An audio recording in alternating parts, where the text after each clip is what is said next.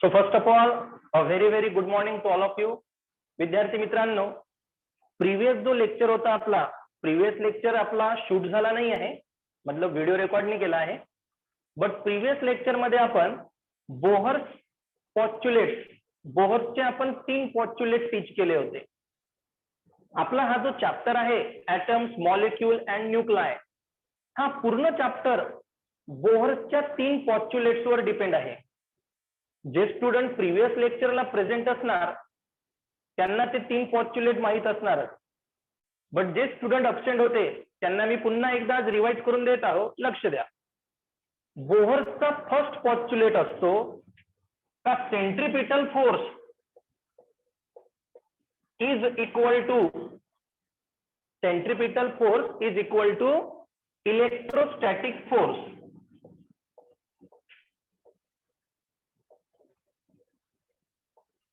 हा असतो आपला बोहर्सचा first postulate. Centripetal force is equal to electrostatic force. Second postulate असतो आपला अँगुलर मोमेंटम ऑफ इलेक्ट्रॉन.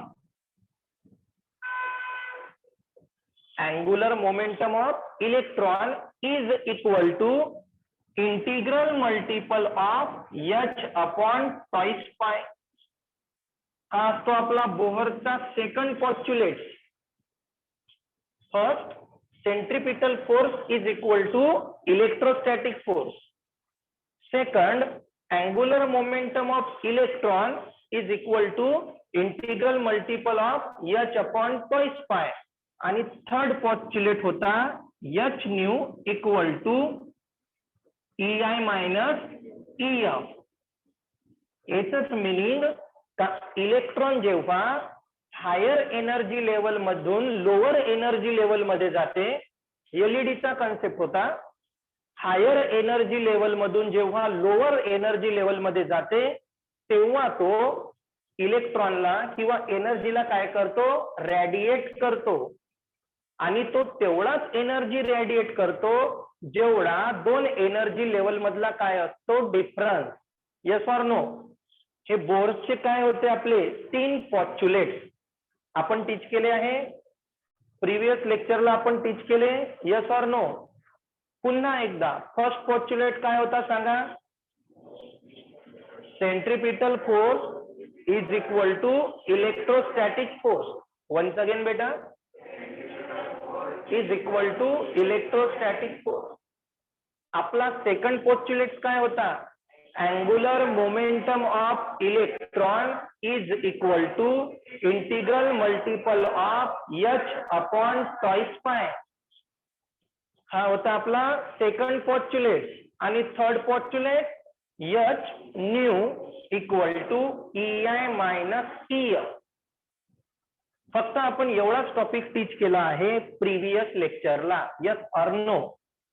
आज विद्यार्थी मित्रांनो, हे जे आपले पॉस्ट्युलेट्स आहे यावर डिपेंड आपण डेरिवेशन टीच करणार आहोत. So first,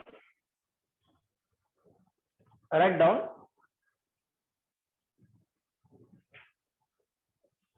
derive an expression for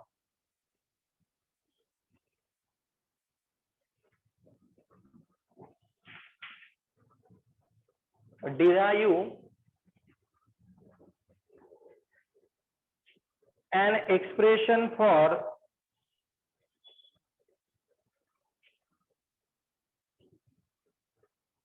radius of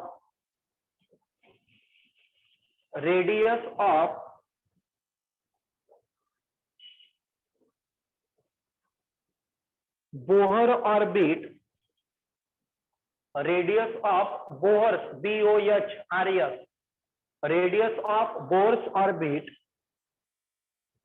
and show that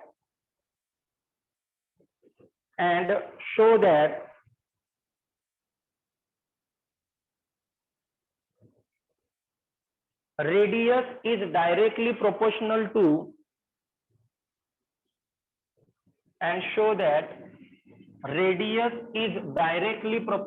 to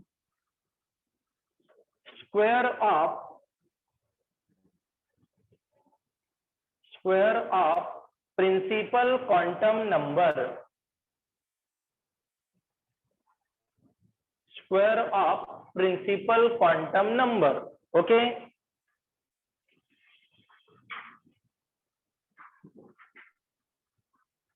दिला square of principal quantum number.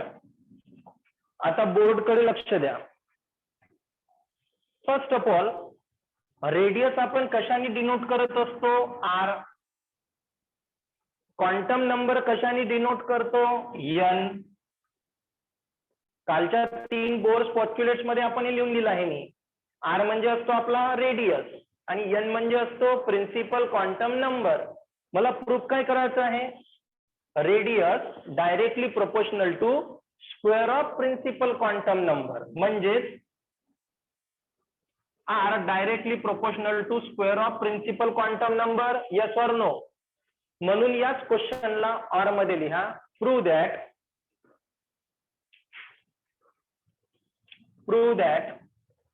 write down this, r directly proportional to n square, r directly proportional to n square. Okay, आता लक्ष द्या.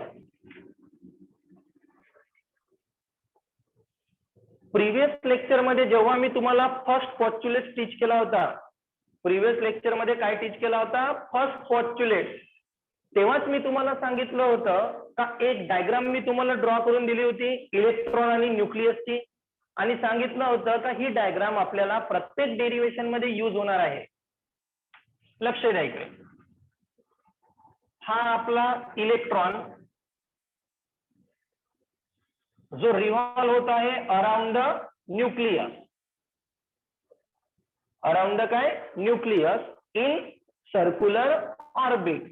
याचा charge काय घेत असतो आपण? Positive E. हा आपला इलेक्ट्रॉन, ही असते आपली लिनियर वेलोसिटी. मास काय घेत असतो आपण? एम. आणि इलेक्ट्रॉनचा चार्ज काय घेतला होता मी? मायनस ई, म्हणजे निगेटिव्ह चार्ज घेतला होता. त्यानंतर हा होता आपला न्यूक्लियस, आणि हे कोणतं ऑर्बिट असणार आपलं? Circular orbit. इथं शो करतो मी सर्क्युलर ऑर्बिट. मी तुम्हाला पुन्हा एकदा सांगतो, पूर्ण डेरिवेशन पॉस्ट्युलेट्स वर डिपेंड आहे. कशावर डिपेंड आहे? पॉस्ट्युलेट्स. म्हणून पुन्हा एकदा घरी जाऊन 3 पॉस्ट्युलेट्स वाचून घ्यायचे. लक्षात येत आहे? ओके, तुम्ही क्वेश्चन तर नोट केलाच असणार. आधी लिहा, consider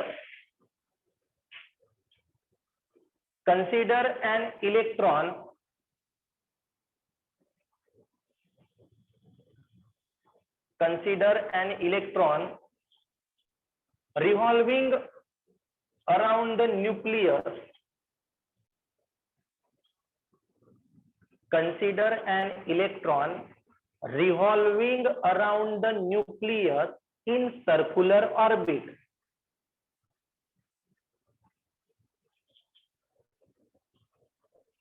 In circular orbit as shown in figure. As shown in figure. Okay, त्यानंतर डायग्राम साठी थोडी स्पेस सोडा. डायग्राम तुमच्यापाशी ऑलरेडी ड्रॉ करून आहे. ही प्रिव्हियस लेक्चर मध्ये मी ही सेम डायग्राम ड्रॉ करून दिली आहे. डायग्राम साठी स्पेस सोडा आणि लिहा वेअर, डायग्राम साठी स्पेस सोडून वेअर, लेबलिंग पण तेच आहे जे मी तुम्हाला काल नोट करून दिली होती. Where m equal to mass of electron,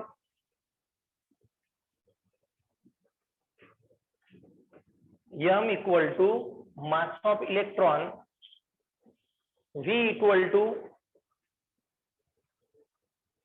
linear velocity of electron,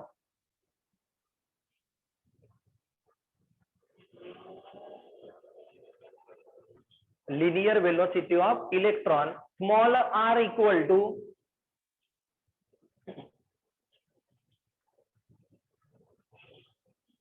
radius of circular orbit small r equal to radius of circular orbit, त्यानंतर है positive E charge on nucleus, positive E charge on nucleus, negative E charge on electron. He diagram learn होऊन गेली पाहिजे. ही diagram खूपदा करावी लागणार आहे तुम्हाला. लिहिलं charge on electron and last epsilon zero. Epsilon zero permittivity. Epsilon zero permittivity. आता मी तुम्हाला जिथे स्पेस सोडायला लावली होती डायग्राम साठी, आधी डायग्राम ड्रॉ करून घ्या फास्ट. त्यानंतर विद्यार्थी मित्रांनो, मी तुम्हाला ऑलरेडी सांगितलं आहे, फक्त पॉस्ट्युलेटचं काम आहे. लक्ष द्या, लिहू नका कोणी, फक्त बोर्डकडे लक्ष द्या. According to first postulate of Bohr, according to first postulate of Bohr, काय असतो रे आपला, centripetal force is equal to electrostatic force. Yes or no? Centripetal force is equal to electrostatic force असतो. हा सेम आहे आपला फर्स्ट पोस्ट्युलेट. यावरून विद्यार्थी मित्रांनो व्हेलॉसिटीची व्हॅल्यू काढायची. कशाची व्हॅल्यू? व्हेलॉसिटी. बघा आता R R get cancel, M या साइडला जाऊन काय होणार, divide. R R get cancel, M divide होणार. So V square equal to 1/4π epsilon 0 into E square upon R M. समजलं का?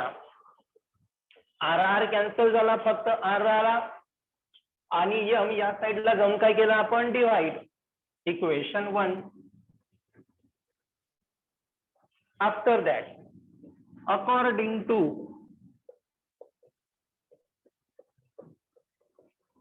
Second postulate of Bohr. Second postulate काय असतो आपला, M V R equal to N H upon twice pi. M V R equal to N H upon twice pi. यामधून सुद्धा मी कोणाची value काढणार, व्ही ची. So V equal to N H upon twice pi M R. M R divide झाला. समजत आहे? Equation काय, 2. Put equation 2 in equation 1. आता ही जी व्ही ची व्हॅल्यू काढली मी, ही व्ही ची व्हॅल्यू इक्वेशन 1 मध्ये काय करणार, पुट अप, अँड देन काय करणार, त्याला सॉल्व. समजलं का? आधी मी कोणता पॉस्ट्युलेट यूज केला, फर्स्ट. त्यावरून पण व्ही च्या टर्म्स मध्ये व्हॅल्यू काढली. सेकंड पॉस्ट्युलेट मध्ये पण व्ही च्या टर्म्स मध्ये व्हॅल्यू काढली. Yes or no? आता ही व्हॅल्यू आपण ऍज इट इज इक्वेशन 1 मध्ये काय करू, put up. Any doubt? Write down this fast. मित्रांनो, पुट इक्वेशन 2 इन इक्वेशन 1. लिहा, पुट इक्वेशन 2 इन इक्वेशन 1. बघा आता ही इक्वेशन 2 ची व्हॅल्यू जर मी इक्वेशन 1 मध्ये जर पुट केली तर आपलं इक्वेशन कशा प्रकारे येणार, बघा. व्ही ची व्हॅल्यू काय आहे, N H upon twice pi M R. ही व्ही ची व्हॅल्यू आपण इथे पुट करू. N H upon twice pi M R काय होणार रे, त्याचा स्क्वेअर. व्ही ची व्हॅल्यू इथं पुट केली तर याचा स्क्वेअर होणार. ही value as it is 1/4π epsilon 0 into, बोला, E square upon R square. Any doubt? Okay. After that,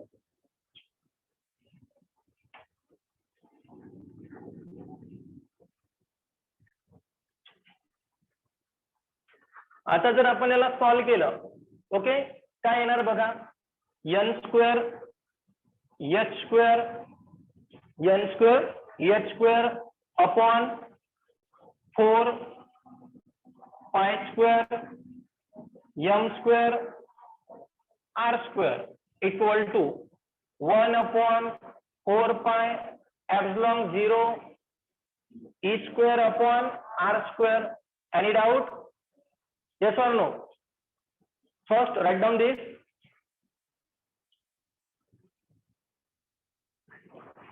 विद्यार्थी मित्रांनो, 1 upon 4 pi epsilon 0 e square upon काय होता या साइडला r m, sorry e square upon r square नाही होता, e स्क्वेअर अपॉन काय होता r m. हे तर आपलं आधीवालं इक्वेशन होतं. ही स्टेप समजली. मी काय केलं तर v ची व्हॅल्यू इक्वेशन 2 मध्ये काय केली मी, सॉरी इक्वेशन 2 ची व्हॅल्यू इक्वेशन 1 मध्ये काय केली मी, पुट अप. तर ही v ची व्हॅल्यू v स्क्वेअर मध्ये पुट केली. ही टर्म e स्क्वेअर अपॉन काय होता इथे r m, he term as it is. म्हणजे ही व्हॅल्यू पुट केल्यामुळं फक्त माझी लेफ्ट हँड साइड काय झाली, change. Right hand side as it is आहे. Any doubt? Okay. After that बघा, लक्ष द्या बोर्डकडे carefully. 4 4 get cancel, pi square pi get cancel, m square m get cancel, r square r get cancel. Remaining term note करायच्या. या साईडला राहिला आपला n स्क्वेअर h स्क्वेअर, पाय राहिला m आणि pi m r equal to e square upon epsilon 0, e square upon epsilon 0. Any doubt? ही जी पाय m r ची टर्म आहे या साईडला जाऊन काय होणार आहे, मल्टिप्लाय, आणि h स्क्वेअर काय होणार, डिव्हाइड. Yes or no? काय येणार, n स्क्वेअर इक्वल टू, हा बोला, n square equal to e square upon epsilon 0 into पाय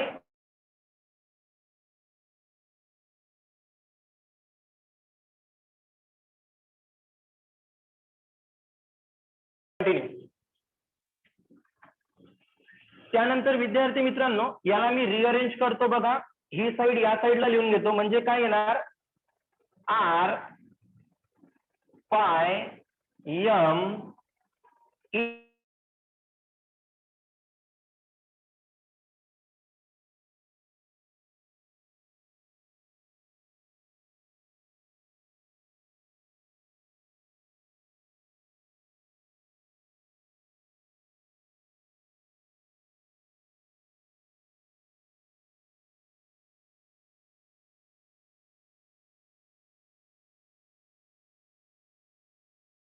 ओके. कर कंटिन्यू. हा विद्यार्थी मित्रांनो बघा, आता पाय m r या साईडला जाऊन काय होणार आहे, मल्टिप्लाय. पाय m r मल्टिप्लाय झाला आणि h स्क्वेअर काय झाला आपला, डिवाइड. मला इक्वेशन रेडियस आणि प्रिन्सिपल क्वांटम नंबर यांच्यामध्ये शो करायचा आहे. रेडियस अँड काय, प्रिन्सिपल क्वांटम नंबर. मी रेडियसला या साईडला लिहिलं, प्रिन्सिपल क्वांटम नंबर साईडला त्या साईडला लिहिलं. तर r pi m e square epsilon 0 h square equal to काय आला, n square, as pi m e square upon epsilon 0 h square, epsilon 0 h square is constant, is constant. बराबर. Therefore r directly proportional to काय येणार रे, n square. जर ही term जर मी constant घेतली तर r directly proportional to काय येणार, n square. एक डेरिवेशन हे. आणि कधी कधी पेपरमध्ये फक्त विचारले जाऊ शकते की रेडियसचं फक्त इक्वेशन काढा, रेडियसचं फक्त काय काढा, इक्वेशन. तर तुम्हाला आन्सर फक्त कोणाच्या फॉर्मॅटमध्ये काढायचं आहे, आरच्या. आन्सर फक्त कोणाच्या फॉर्मॅटमध्ये काढायचे आहे, आर. तर तुम्ही याला पहिले आधी असं पण लिहू शकता,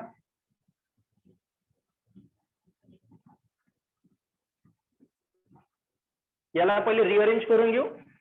आर पाय एम अपॉन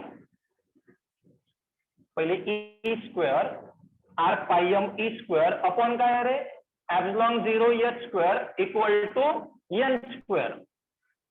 आधी जर मला फक्त रेडियसचं इक्वेशन काढायचं असलं, डिवाइड करा, आर काय होणार, n square epsilon 0 h square upon बोला